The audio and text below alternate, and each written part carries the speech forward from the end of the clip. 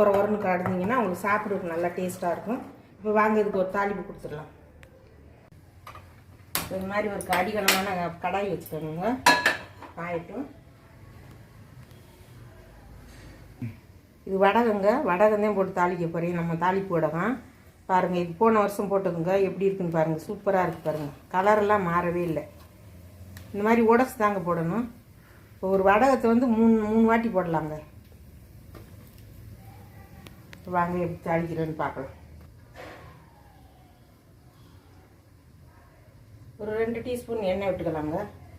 கடலை எண்ணெய் தான் விட்டுருக்கேன் நான்.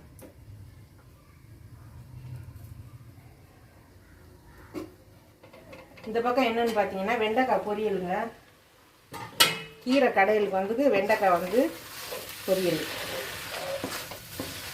இது ஒரு நாள் வீடியோ போடுறேங்க. இது எடுக்க முடியல. இந்த